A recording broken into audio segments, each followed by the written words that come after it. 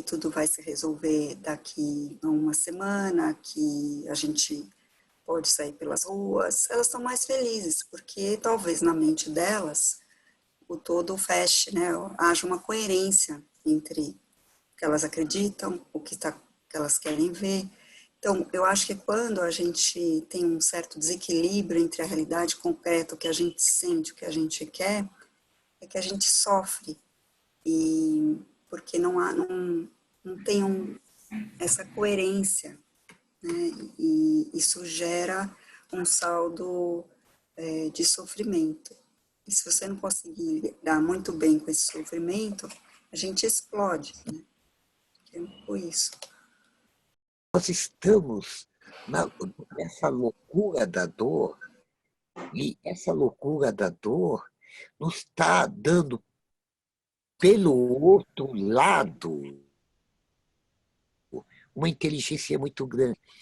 A inteligência de ficar quase igual ao menino de rua. Quando a gente está olhando o menino de rua, agora nós somos iguais a ele, porque a gente caiu numa redução com a pandemia e com a debilidade mental absurda da banalização da morte, banalização da morte pelos idiotas, porque eles não sentem. Isso foi fantástico. E não estou pondo eles. De um episódio maravilhoso quando eu cheguei de Londres, que eu vivi de 70 a 72, estava com a minha companheira inglesa, que tinha um filhinho, e trouxe ela para São Paulo, Rio de Janeiro, estava passando para a Avenida da Consolação, e ela olhava meninos descalços, eu pedindo esmola, tudo, e chorava. Eu falei, poxa, mas isso é tão natural. Eu, naquele momento, isso ficou para mim muito tempo. Naquele momento, eu era plenamente feliz com Bolsonaro. Era plenamente feliz com a minha certeza, mesmo atuando no Partido Comunista ou em qualquer coisa. Chega um determinado momento e se cria ó, essa pele dura.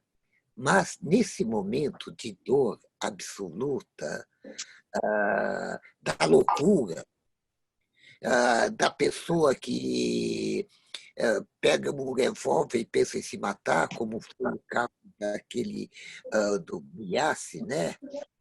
E tudo, ou tem o outro lado. Ou você se vira, ou você é moleque de rua, ou você rouba, ou você faz qualquer negócio, porque tem a possibilidade de sobreviver, basicamente, pelo mais essencial.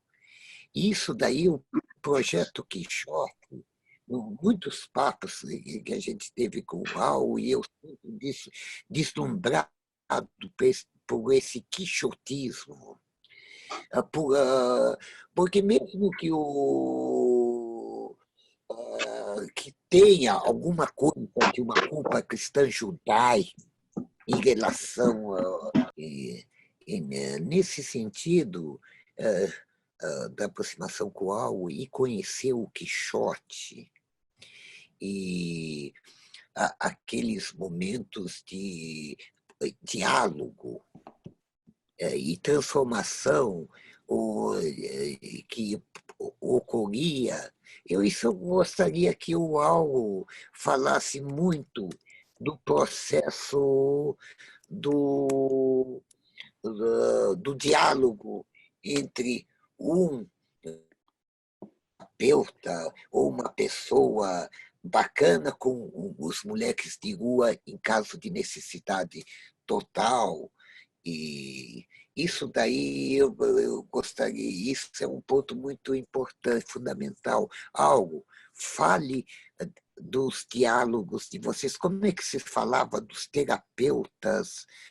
Tinha um nome para esses agentes? eram os ETs, são os ETs, educadores terapêuticos.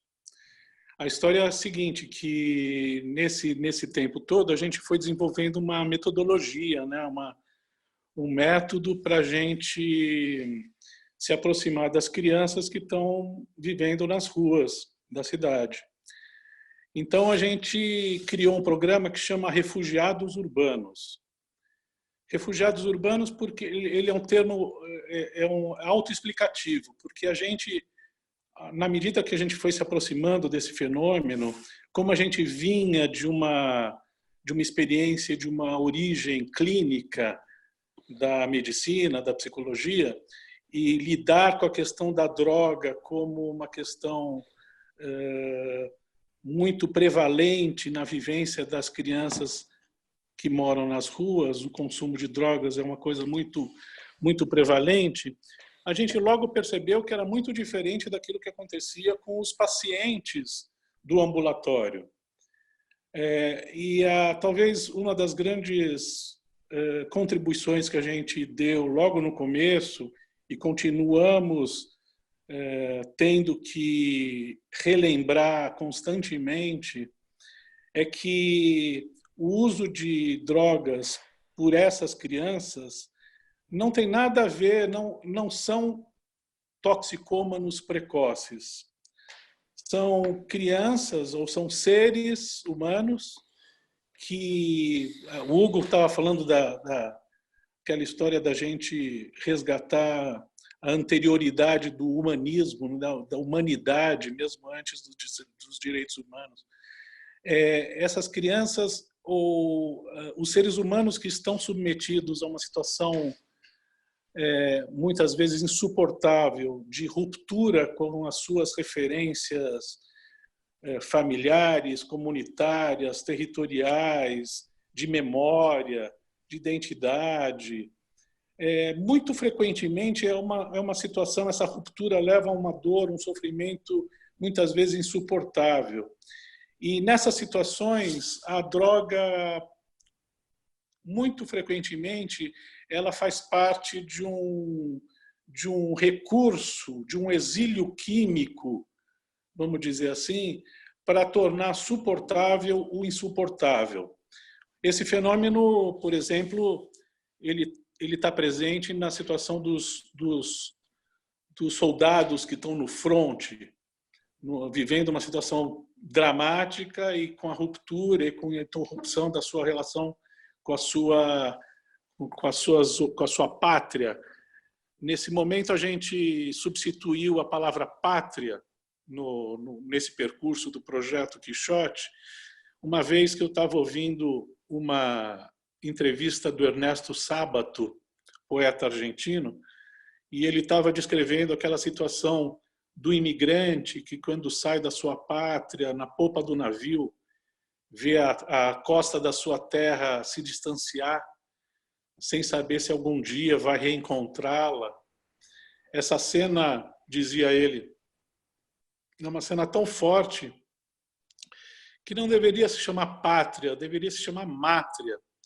Aí a gente pegou esse neologismo do Ernesto Sábato e denominamos a nossa metodologia de rematriamento, ou seja, o nosso programa chamado Refugiados Urbanos, ele busca, num primeiro momento, criar uma aproximação afetuosa, aos poucos, carinhosa, amorosa, com essas crianças, esses jovens marcados por sofrimentos, rupturas, etc. Então, para isso, a gente criou a figura do educador terapêutico, o ET. Inicialmente eram 12 ETs que, em duplas, andam pelo centro da cidade buscando a construção de vínculo com essas crianças. A construção do vínculo é a legitimação afetiva de qualquer ajuda. Para isso, educadores terapêuticos, a gente usava o charme do nome ET também, né? ET, que eles carregam uma mochila lúdica. E dentro dessa mochila eles têm brincadeiras, papel, lápis, jogos.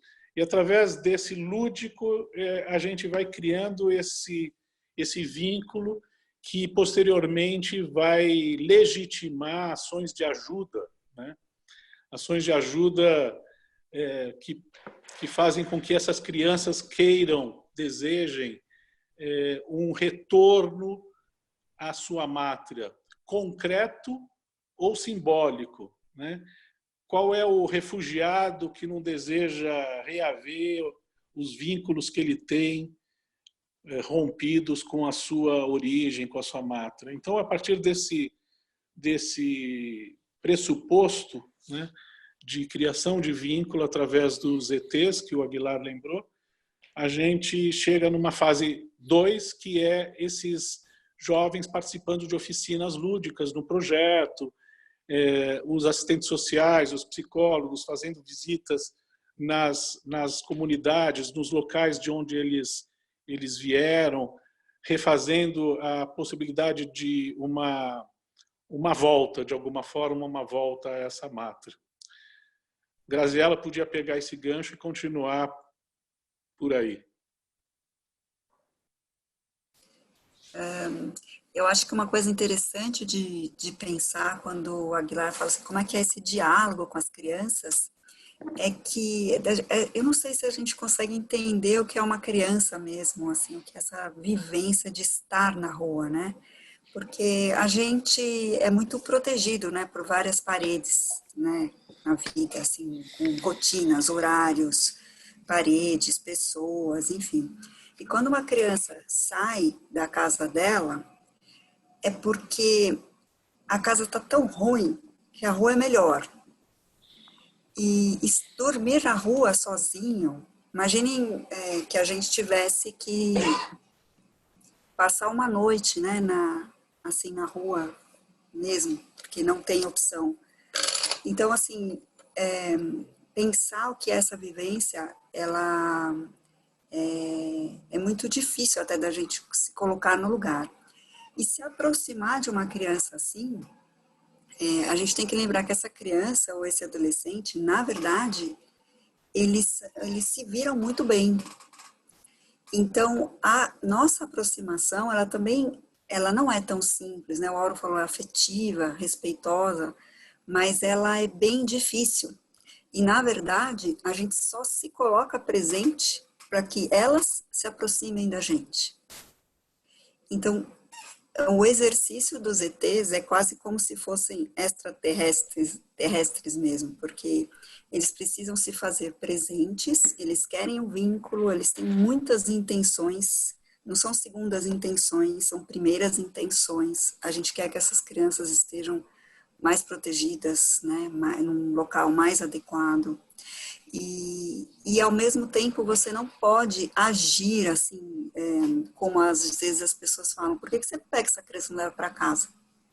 Por que você deixa ela tá dormindo aí na calçada, né, como se fosse simples?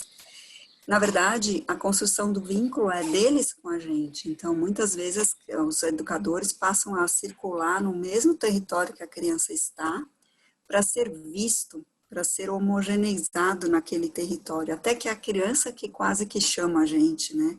Não é bem assim, mas começam contatos visuais, você passa a fazer parte daquele território e até que você vai conseguindo se aproximar. Porque voltar para a mátria não é nada romântico. Muitas vezes a periferia onde essa criança mora é tão feio, tão destruído, tão violento na vivência concreta ou simbólica, e por que ela quer voltar para casa? Que vantagem Maria leva? Se ela saiu de lá, é porque lá não estava bom. Então, a terceira fase do nosso jeito de lidar com isso, que não é assim uma coisa, fase 1, fase 2, fase 3, não é assim tão retilíneo, tem a ver com reconstruir esses laços com a mátria, mas é olhar o que acontece nessa comunidade de origem. Entender que essa família também está desassistida e também está sofrendo muitas vezes essa mãe ou essa família também foi uma adolescente que engravidou aos 15 anos e também apanha do companheiro, também não tem emprego, né? Ou seja, as políticas públicas não chegam muito bem aonde eles estão. E quando a criança sai de casa, eureka, ela começa a ser vista. Não pela pessoa que está lá, que nem no carro, como a gente falou, mas em algum momento as políticas públicas acabam, é uma chance, né? Há uma chance de ser vista, né? Ou há uma chance dela ser mais vista na rua do que quando ela está em casa apanhando, ou quando ela está na escola sofrendo bullying, porque ela não tem tênis, ela só vai de chinelo, enfim. Então, há uma inversão total. E, então, assim, voltar para casa, isso que o Paulo falou, voltar para a mátria, significa, na verdade, pertencer a uma mátria, a uma pátria, ter um lugar de cidadão, de pessoa, de humano, né? Talvez agora a gente está, assim, querendo, né, voltando um pouquinho, mas se trata disso, né? Então, rematriar-se tem a ver com resgatar o seu lugar dentro da comunidade de origem, dentro da sua escola, da sua família. Quando as crianças estão nas ruas, elas perdem o nome, a idade, elas não sabem mais direito que dia é, quando que é o aniversário delas. Elas geralmente são chamadas por apelidos. É muito comum que muitas instituições que estão atendendo a mesma criança só descobrem depois, quase quando tem a prova viva, de verdade, a criança, porque numa criança é o Pedro Sujinho, na outra ele é o João Pedro, na outra ele é o Joaquim, porque ele achou esse nome mais legal para falar na outra. Então, todas as coisas que estão relacionadas a quem eu sou, de identidade, do meu lugar, fica tudo atrapalhado, né? Mesmo se a gente pensar as roupas que eles usam, né, que são roupas ganhadas, doadas, emprestadas, né? Às vezes você não sabe nem se é menino ou se é menina, todos ficam meio sujos, meio parecidos, e quase que um grande desafio dos educadores é descobrir aquilo que diferencia aquela criança de qualquer outra coisa. Então, quando você descobre que ela gosta de melancia, isso vai para o nosso relatório, no diário de campo. Ó, aqui tem uma pérola. O fulaninho gosta de melancia, porque é aquilo que vai dando um lugar, né, para ele. Então, esse resgate de mátria, ele é bem complexo. A Zilda, que é coordenadora pedagógica do Quixote, ela fala assim, que para você destruir essa vinculação com a infância é muito fácil. E que reconstruir esse tecido dos vínculos, do lugar de uma criança na comunidade, na cidade, é muito complexo. Eu queria não perder um gancho de uma coisa que foi falada, apesar disso, tudo que foi falado agora da criança me deixar tocado a ponto de ficar bem incomodada e a ponto de não conseguir mudar o assunto, mas eu queria voltar a uma outra coisa que, em relação a essa crise de saúde pública que me mexeu um pouco, que a Graziela falou, que é essa questão dessa felicidade, que eu não sei se eu chamo nem de uma felicidade doentia, né? De quem que está feliz agora. Sendo que a felicidade é um gancho para a gente...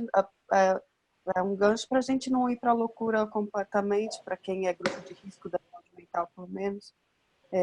Mas quem está feliz agora está apegado a uma falta, talvez uma falta de cognição com a realidade, uma falta de ligação com alguma realidade, porque seria essas pessoas que conseguem encontrar alguma coerência no que o presidente louco, genocida, está falando. Então, como é que é isso? Eu posso chamar de uma felicidade doentia? Como que isso opera? Eu não tenho ideia, na verdade. Eu queria que vocês comentassem isso um pouco, porque fiquei até atrapalhada com o conceito, talvez.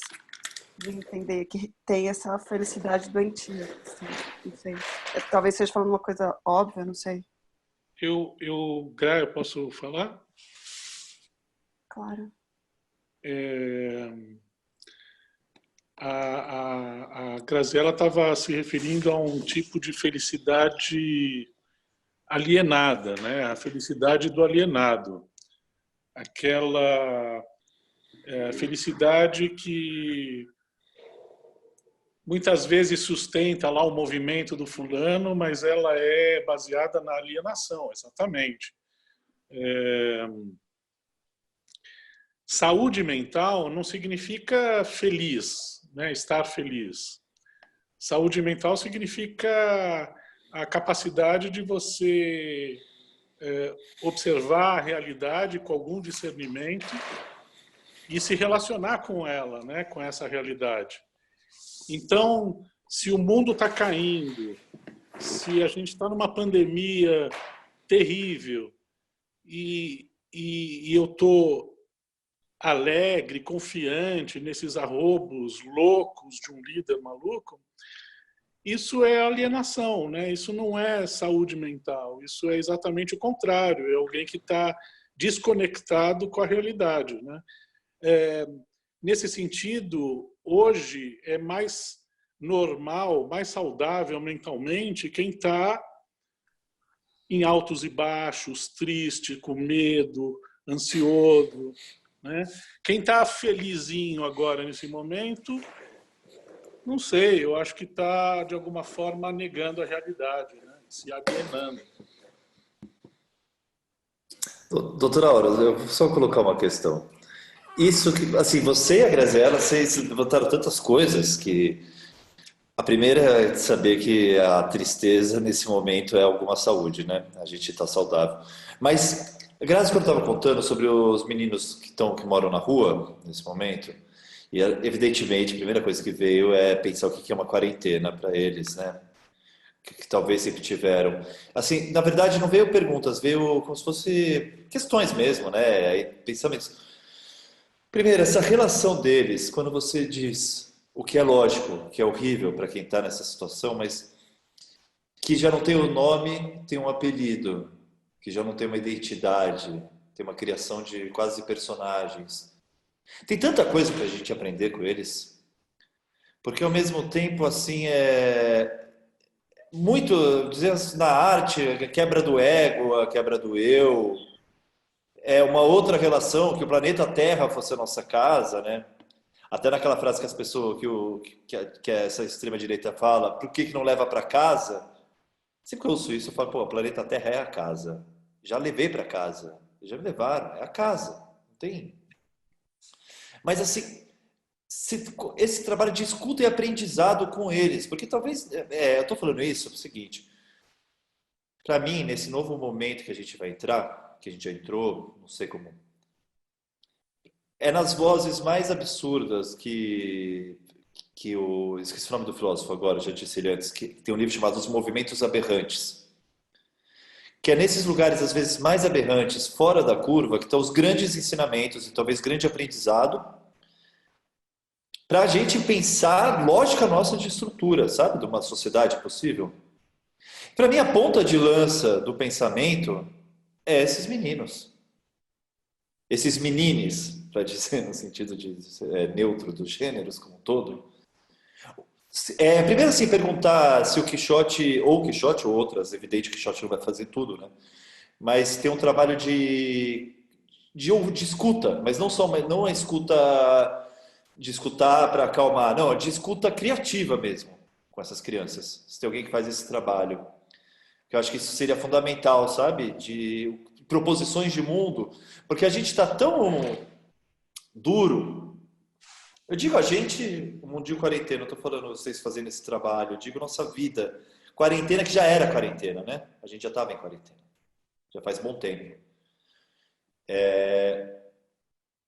Mas a gente está tão duro, a gente não consegue mais projetar. Quer dizer, a gente não faz mais cinema. Porque a gente não tem projeção de mundos, de loucuras, de quebra do eu, de invenção de pessoas. Como que é essa relação com eles, sabe? Eu não sei se... deixar no ar mesmo, de uma forma confusa, que eu acho melhor, que é a única forma possível para isso. Doutora Aura, Grazi, se quiser falar primeiro, fica à vontade. Fala. Eu, O que me, assim, quando você fala, o que me passa, assim, é uma coisa bem simples. Você fez um cenário bem complexo, mas a resposta é bem simples. São crianças. O desafio é você olhar aquele estereótipo de criança de rua, ou de trás daquela armadura de ameaça, ou de sujeira, ou de sobrevivente, né? Ou de trombadinha, né? Lembra dessa expressão de trombadinha? É uma criança. Então, assim, é fácil uma escuta criativa de uma criança. Quando você estabelece o vínculo, se você levar a melancia, que eu falei, porque você descobriu que aquilo é uma singularidade daquela criança, volta a pessoa ali. Em um segundo, você pimba, você liga o botão pessoa. E se você for bom, humano, não precisa ser técnico, se você for humano, você consegue saber a feira, o que a mãe comprava na feira, onde que era. Começa a história, começa o resgate da pessoinha que está ali. Que também é bem cruel, porque você desarmar a criança que continua na rua, que continua não sei o quê, é bem delicado. Então, essa aproximação, eles trazem, sim, estratégias de sobrevivência que deixariam a gente realmente perplexo, como eles se viram, né? Mas tá, é uma camada superficial, uma camada superficial. Então, o grande talento de escuta é escutar as pessoas que estão ali, né? O que você gosta, o que você não gosta, o que você deseja. Eles querem ser astronautas ou serem, enfim, eles querem coisas. Ou seja, o lado humano está ali muito presente, mas tem ali também muita dor. E a questão da dignidade, ela é uma coisa muito presente, né? A gente fez um trabalho que chamava o Manual de Sobrevivência nas Ruas, e anos depois a gente resgatou esse tema de sobrevivência nas ruas, e a gente perguntou para alguns educadores do Quixote para contarem algumas coisas sobre esse manual de sobrevivência. E o André, que é um educador, ele começou a contar umas coisas bem do dia a dia, assim, do tipo, vocês imaginam o que é lavar roupa na rua? Vocês sabiam que as roupas brancas são as menos queridas pelas pessoas que estão na rua porque suja muito? Ou você sabia como é tomar banho? Você sabe que quem fica na rua, o pé fica muito, muito sujo, que para você lavar tem que ter uma escova. Ele trazia situações assim, e que a gente não faz ideia. A gente não faz ideia do que é. E você vai conversar com as crianças, eles estão lá, saltitantes, querem brincar na fonte, querem ser crianças, eles querem ser crianças. Então, eu acho que a escuta deles você tem que radicalmente estar presente, e ali sim você resgata o que é o mínimo, que é o humano, né? Que tira a selva, tira a sobrevivência, tira tudo, ainda gosta de melancia, né? Então, eu acho que sim, é uma pista, né? Olhar para aqueles que abrem mão de tudo, mesmo que o tudo deles era pouco, né? Para simplesmente viver, né? Porque sai de casa, sai de tudo, você está na sobrevivência. O que resta ali quando você tira tudo, né? Porque a gente aqui na quarentena, a gente também tira várias coisas, né? Subtrai, né? De necessidade, de muitas coisas ficam supérfluas, né? E coisas que não eram muito. Então imagina o que é realmente tirar tudo, né? O que sobra? sobra muita coisa ainda. Sobra muito, porque sobra o humano, mas é um exercício de muito respeito se aproximar dessas crianças, né? É um exercício, porque nem sempre o melhor que a gente tem para indicar para elas é de verdade o melhor. Volta para casa lá, na sua casa. A casa delas não é como a nossa. Então, é bem complexo mesmo. Fábio? Posso fazer uma performance em homenagem às crianças? Deve. Eu vou recriar o bar e recriar um poema do Aguilar, que o Aguilar fez. Aí eu vou aproveitar um trecho e recriar e vou virar para as crianças. Dá para ouvir bem? Dá. Tá ótimo.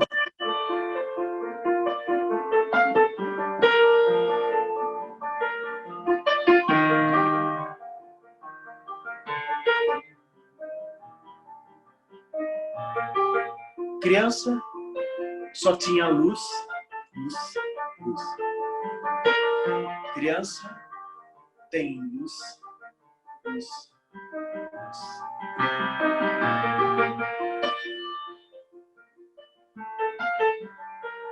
Criança só tinha luz, luz, luz. A criança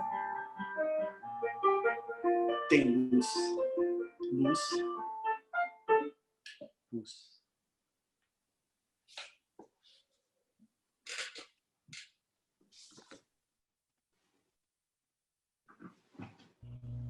E aí, Aguilar, Fábio?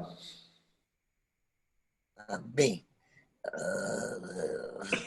estou num banquete, porque, apesar de tudo, esse é o movimento do banquete, da melancia, não é? Dentro da melancia tem alegria. Então, porque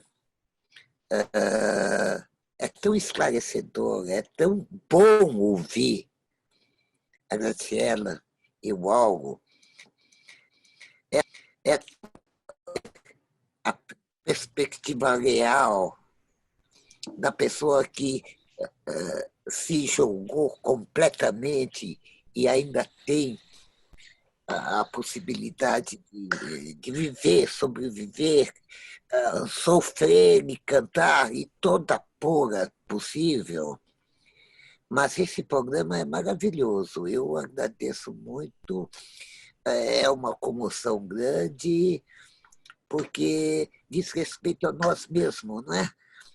Nesse momento, a gente se identifica muito com as crianças, né? Se identifica não no sentido metafórico, mas a gente se vê. Então, tem uma coisa tem uma magia muito generosa no programa, nas falas, em vocês todos. É incrível. É a primeira vez que a ideia não é predominante, a ideia é surfando nessa generosidade, né? É isso. Hugo, manda bala, Hugo. Então. É justamente um pouco essa questão que a gente tinha colocado antes aqui de começar a gravação. É um pouco a nossa ideia enquanto instituto, de como eu tinha colocado ao Auro aqui, antes de pensar os direitos humanos, mas considerando os direitos humanos, pensar o que é essa humanidade na situação que a gente está colocado, numa situação onde as pessoas elas não são sequer humanas a priori para terem esses direitos e para existirem. Então tem aquela questão que eu coloquei, eu gostaria de retomar aqui gravando para depois a gente subir para o nosso canal, de um ponto muito delicado, que é a questão do suicídio, tirar a própria vida. De um lado, a gente tem o suicídio como patologia, mas não apenas como patologia. E a gente tem uma grande polêmica, mas ao mesmo tempo a gente tem esse suicídio como patologia, crescendo muito no nosso país, como em poucos lugares no mundo. Só no Brasil de Bacurau e na Coreia do Sul lá do Parasita, a gente vê um crescimento muito grande no século XXI de pessoas, de casos de pessoas que tiram a própria vida. Na Coreia do Sul isso é muito maior do que no Brasil, mas o crescimento no Brasil ele é assustador. Por outro lado, a gente não pode enxergar o ato de tirar a própria vida apenas como um ato patológico. Não sei se vocês que são da área concordam, aqui numa divagação filosófica e até jurídica, não veria dessa forma.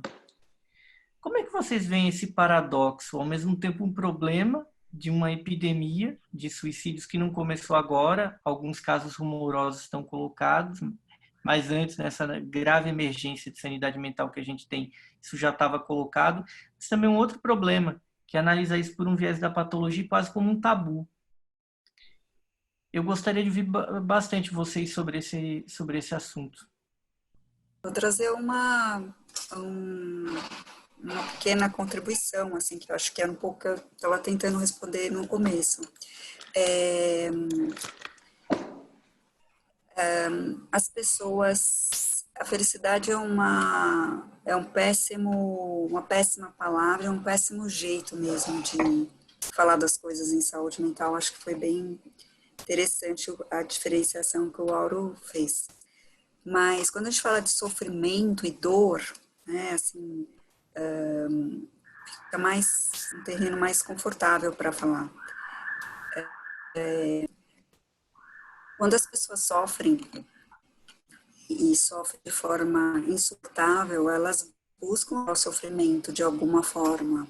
Para algumas pessoas basta assistir TV, para outras comem chocolate, para outras precisam fazer, sei lá, de um entorpecente mais forte na vida, que não é só um futebol, ou enfim.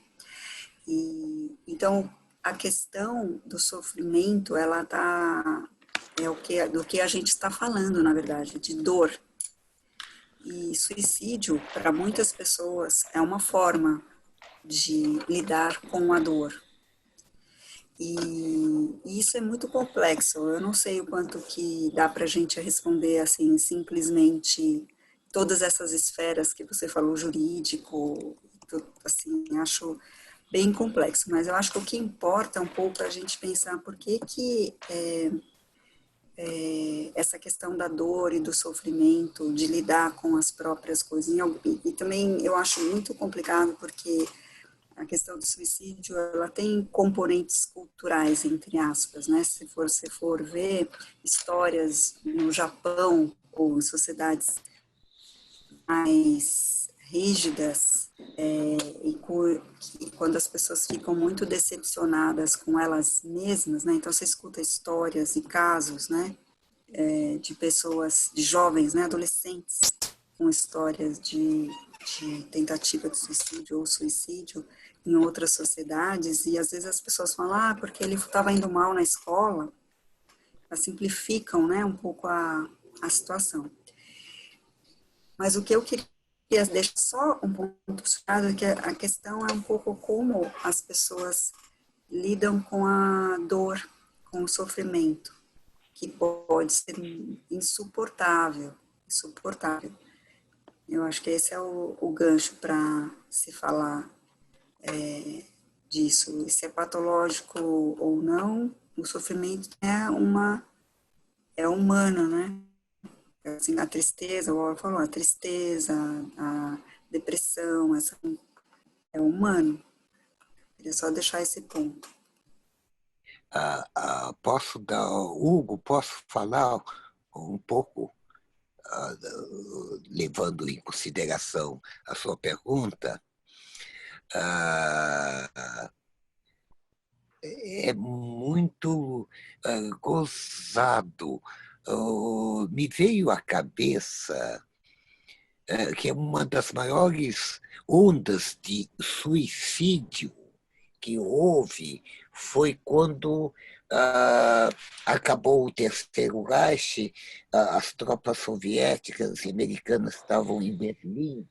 Então, o pessoal nazista, eles não podiam...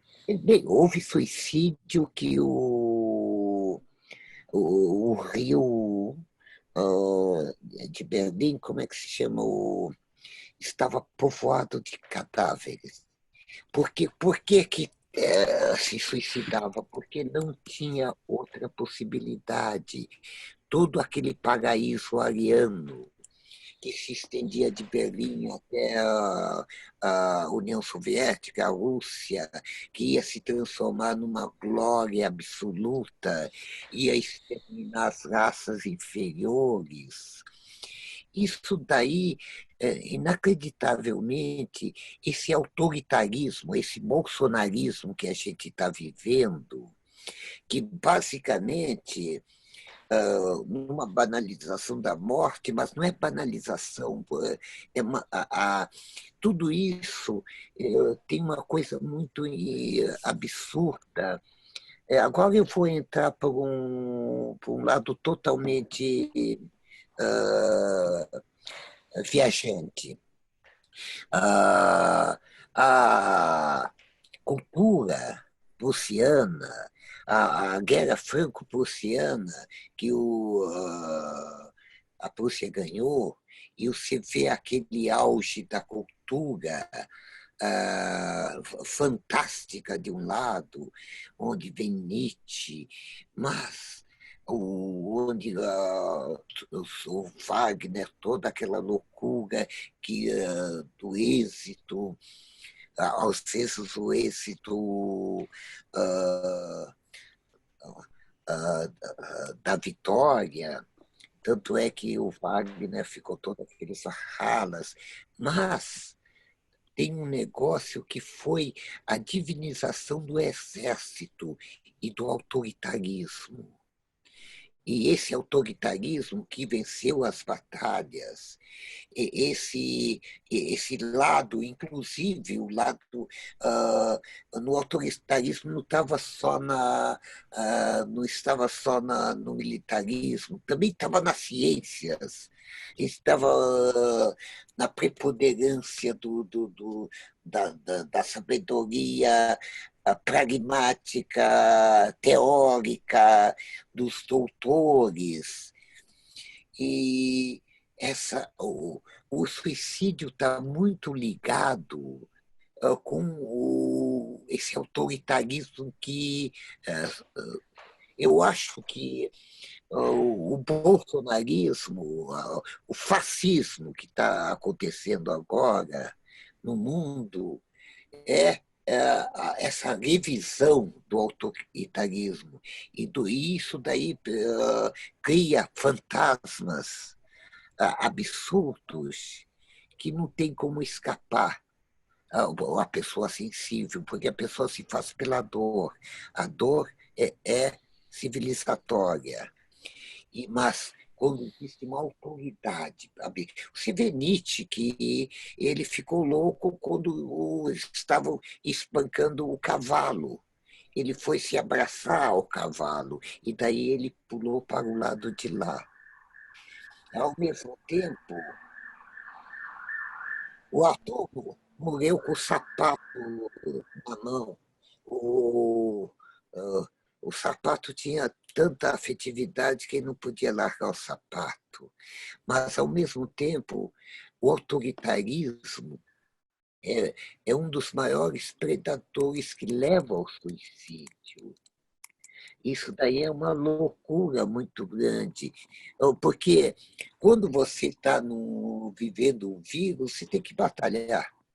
Na batalha, a batalha requer esforço.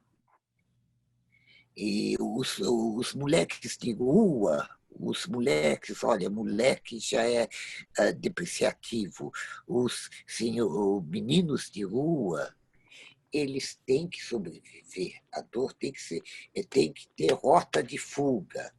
A única rota de fuga que não existe é a do autoritarismo. Ou você entra na luta armada contra o autoritarismo, e isso daí, por exemplo, a cultura francesa é maravilhosa, porque vem dos filósofos iluministas, e tem a Revolução Francesa. E tem 1848, se lutavam pela... Tanto é que a cultura francesa é mais louca e mais alegre do que a cultura alemã da mesma época, porque os caras caíram dentro da luta revolucionária. Cair dentro quer dizer arriscar sua própria vida, como os meninos de rua fazem. Então, basicamente, a única coisa, eu acho que o autoritarismo leva ao suicídio, sim, quando tira a rota de fuga. É meio... Talvez o autoritarismo ele leve, inclusive, ao suicídio o próprio corpo coletivo, a priori, como a gente esteja vendo, e gera os casos particulares. Uhum. Mas a gente, ao mesmo tempo, Aguilar, a gente viu um autoritário, que não deixa de ser autoritário também, mas uma tendência suicidária molecular com o neoliberalismo.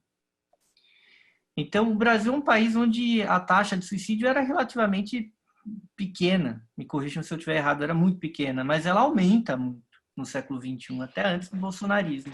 Hoje existe um grande alarme, daí a provocação, mas quando surgem casos como o do Flávio Migliaccio, ao mesmo tempo algumas pessoas colocam, o Flávio deixou talvez a sua última obra, né, que é uma carta-testamento, e é uma coisa forte, né, dele falar o que é ser idoso no Brasil de hoje, o que é estar com 85 anos neste Brasil.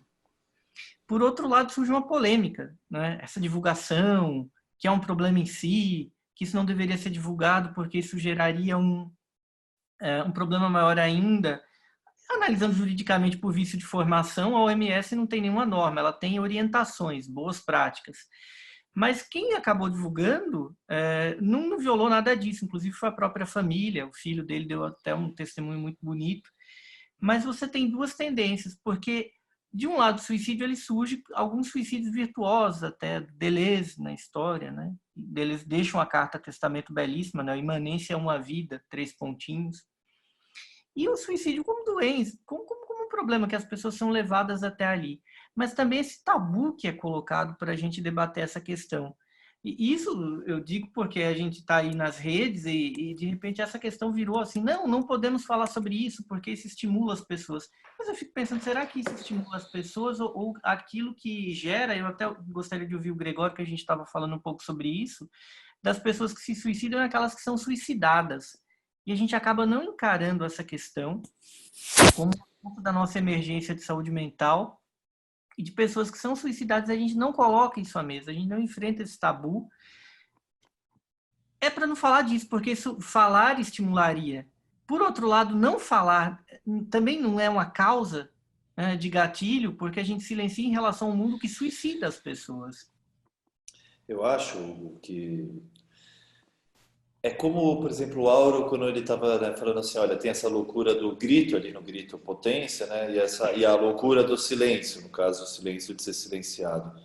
Uhum. Eu acho que a gente está num momento, hoje em dia, que as questões elas são duplas e quem não perceber isso não vai compreender agora. Tudo o tempo todo para mim é duplo, é prismático, assim, o tempo todo. Porque, realmente, se falar sobre o suicídio é poder dizer que estamos esgotados, né? Uhum. Assim, é uma das formas de dizer isso. Quando a questão do suicidado, né? Quando o Artaud diz, é o texto do Artaud sobre Van Gogh, né? O suicidado da sociedade. É, o suicídio de um fascista, quer dizer, o suicídio de uma pessoa que tem medo do que vai acontecer com ela no futuro. Imagina, o dia que é da queda, poder sonhar isso, né? A queda de Bolsonaro. Imagina o medo que não vai ficar o filho dele com o que vai acontecer com a vida dele. Talvez tenha esse suicídio já de não querer ser preso, não querer ser pego. Goebbels. Agora, oi? Goebbels. Exato, Goebbels, o Hitler, né? Assim, as pessoas. Esse suicídio. Agora, igual a esquizofrenia e a paranoia, eu tinha falado para a Aura no telefone, né? Assim, uma coisa é a gente tentar se transformar e pensar que existe uma vida fora dos padrões, que ela é totalmente positiva e possível e permitir um mundo para essas pessoas, né? Mesma coisa das crianças em situação de rua. Pensar, pelo menos pensar assim, que talvez ele seja a ponta de lança de uma sociedade anárquica futura. Isso é só um delírio mínimo de ficção também para achar uma força naquilo. Até retomando um pouco, Grazi, daquela questão, são crianças, mas eu lembro do Rossellini, quando ele fez o Roma Cidade Aberta, e o fim do filme, as crianças assistem um padre sendo morto. É uma cena muito cruel, só que ele falou, essas crianças aqui da Itália, elas são crianças, só que são crianças diferentes, com outra experiência. E as crianças no neorrealismo, elas são adultas.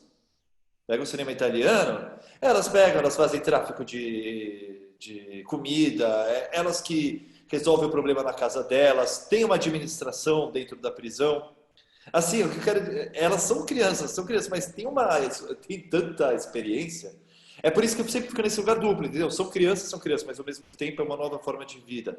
Eu queria muito saber da Graziella e do Lauro notícias das crianças em situação de rua na quarentena, o que está acontecendo por aqui, se eu não tenho ideia se está sendo feita alguma coisa em relação a isso por parte do poder público, como que está acontecendo. Mas vou falar uma coisa para o Hugo rapidinho. Hugo, existe o suicídio alegre, o suicídio, por exemplo, dos nazistas ou dos bolsonaristas, é que, na realidade, nesse nível de mutação, porque a sociedade não vai ser a mesma, todas as certezas estão sendo comidas e você, para sobreviver, você tem que criar uma nova cultura. Tem gente que não consegue pensar que as vão ser mais como antigamente. Então, se eles não têm e não querem sentir dor, é uma saída como qualquer outra. Os nazistas, por exemplo, os caras que eram enforcados lá, eles morriam "Ai, Hitler". E quando eles pegavam uma pistola, estouravam os miolos, era "Ai, Hitler". Eles morriam felizes. Felizes quer dizer, eles não tinham rota de saída e não interessava ter rota de saída, rota de fuga. Então, basicamente, é meio cínica essa intervenção, mas é o que eu estou pensando. Sim. A rota de fuga era a própria morte. Se dá, né, bicho? O Gra, você tem informações dos ETs atuais da quarentena? Tenho. Não. Primeiro, eu só queria falar que Olha. essa história das crianças serem adultos, né? Eles se viram, às vezes, melhor do que adultos na rua, mas tem medo de injeção, tem medo de bicho-papão, tem medo de escuro. Então, uma coisa é a inteligência para se virar, outra coisa é a inteligência emocional e como lida com os afetos. Então, eles se desenvolvem, né? É como você vê o analfabetismo, por exemplo, né? As crianças e adolescentes que a gente trabalha, não tem tanta uma formação boa escolar, né? Acadêmica. Mas eles se viram muito bem e falam muito bem. Não conseguem ler direito, não conseguem interpretar muito bem um texto, não conseguem escrever muito bem um texto. Então, fica um pouco um arranjo, né? Para se adaptar à realidade. Mas o que eu tenho de notícias, né, a gente também, nossos educadores também não estão indo para as ruas, né, por conta do presencial, enfim, mas a gente fez algumas reuniões virtuais com serviços do centro, tipo Travessia, Auro, e a notícia é a seguinte: algumas crianças voltaram para as casas, porque elas percebem o cenário está muito diferente, né? Tá hostil, estranho, vazio, diferente. E elas estão ligadas no que acontece. Então, algumas crianças que são acompanhadas voltaram para as casas. Outras foram para lugares não estão no centro, elas foram para se proteger. A discussão era assim, na rua talvez esteja mais protegido do que voltar para casa. Casa pequena, um monte de gente, a violência que está lá, e etc. Então, as pessoas do centro estavam discutindo um pouco isso. Mas o centro também está mais vazio de crianças nesse sentido, as acompanhadas, né? As acompanhadas. Pelo menos é isso que um serviço do centro falou para a gente. As que a gente tem contato via telefone, de alguma forma com as famílias, a grande questão não é estar na rua ou não, é ter arroz ou feijão. Então, assim, mudou radicalmente o foco do nosso atendimento no Quixote. Basicamente, como o Auro falou um dia, eu achei que é isso mesmo. A gente virou um centro de, sei lá, ajuda humanitária, né? Então, o trabalho agora é outro. Não é resgatar vínculos. É captar cesta básica, máscara, sabonete. É outra coisa. Mudou. Então, o cenário ainda é um pouco incerto para a gente não tem muito essas informações, mas como se fosse assim, um pega para capar, todo mundo tenta se proteger de alguma forma, e as famílias que estão chegando lá no Quixote hoje, não necessariamente com crianças nas ruas, é em busca de apoio para se sustentar, não é simbolicamente não, é se sustentar mesmo, arroz, feijão, trabalho, essas coisas, né? Como é que faz para conseguir esse tal do auxílio? Liga para mim em tal lugar, me ajuda a conseguir tal documento. Esse tipo de demanda que está chegando, né? É como se a sobrevivência ficasse mais, regredisse, né? Não é assim, laços afetivos com a história, com a família, lugar de criança, não, onde que eu vou me proteger. Então, tá um pouco assim. A gente tem um trabalho também de rematriamento numa comunidade em Sapopemba. A gente está começando lá, começou esse ano. Então, mal começou e aí teve que parar. E também lá, a principal demanda, porque a ideia desse trabalho é conhecer as famílias da onde essas crianças vêm, né, que vão parar no centro. E lá na comunidade, eles dizem que lá não tem criança de rua. Em Sapopemba não tem criança de rua. Porque não tem mesmo, né? As crianças não conseguem ficar lá e vão para os outros, se refugiam em outros lugares. E a principal demanda lá é também cesta básica, como é que a gente consegue esses insumos de vida, né? Então mudou radicalmente o foco do trabalho e a gente está se adaptando. O que é fazer vínculo, escutar, respeitar e dar, né? Dar coisas concretas. A nossa ideia não é dar coisas, né? É construir os caminhos e tal. Agora não. Agora é dar coisas. A gente fica bem feliz quando, olha, reserva as conversas virtuais da gente com a equipe, reserva aí uma cesta para a família Silva Martins, que vai conseguir chegar aí amanhã, ou sei lá que família é, né? Estou falando um nome qualquer. E é isso, está bem reduzida a ação nesse momento, né? E a gente está pensando também como cuidar. O que eu sei de termos de política pública, São Paulo, as crianças estão usando os serviços que são para adultos, porque não há serviços específicos para criança e adolescente fortes hoje, então abertos. Então eu sei que elas estão buscando para tomar banho e fazer coisas na rua os serviços de adulto. Eu sei por conta dessa informação de reuniões de rede. E a gente sabe também que a Secretaria de Assistência está gestando um serviço novo, meio na urgência específico, para criança e adolescente em situação de rua. É isso que eu soube. Né? Maravilha. E para quem quiser ajudar o Projeto Quixote, como que é? Tem doação? Como que a gente pode, nesse momento especificamente? A gente vai lançar em breve uma comunicação de como ajudar nessa ação específica, mas no site tem formas de fazer doação.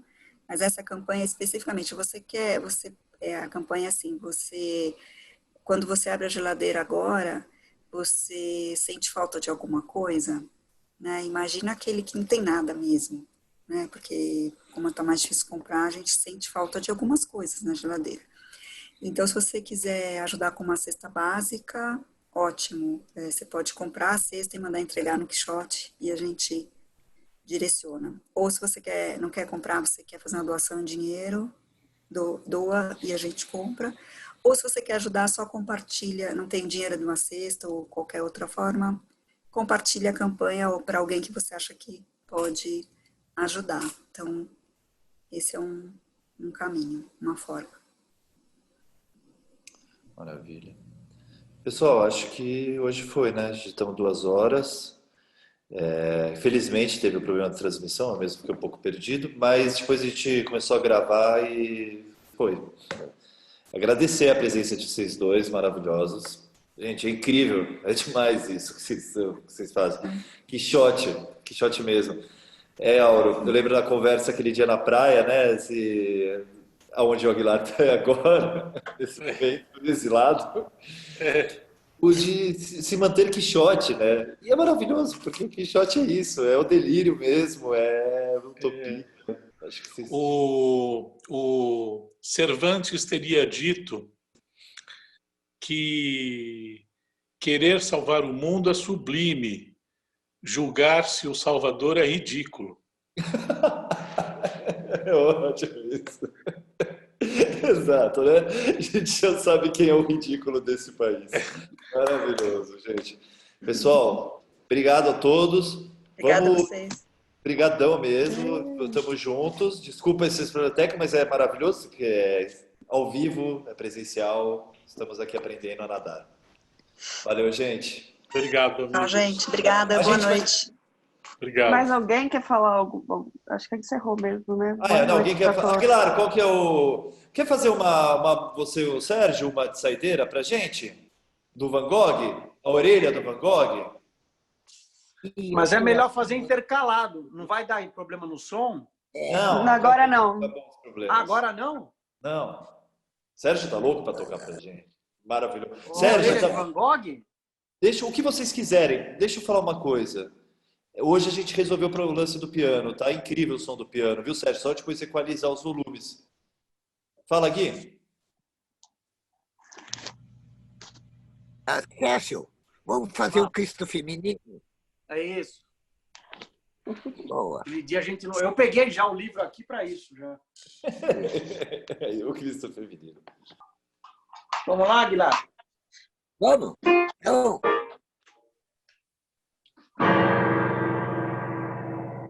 Abraça. Abraça. Abraça, Redentora. O Cristo feminino, a Crista do Brasil. Abraça, Redentora. O Cristo feminino, a Crista do Brasil. A Crista do Brasil. Abraça. Abraça, Redentora, abraça, Redentora, o Cristo feminino, a Cristo do Brasil, abraça, Redentora.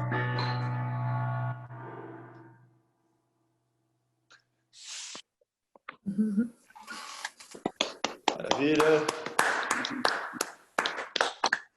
Bravo. Viva o Cristo feminino. Viva o Cristo Viva. feminino. Tchau, gente. Tchau, gente. Tchau, Valeu, obrigado. Boa noite. Valeu. Beijão para todos. Vamos que vamos.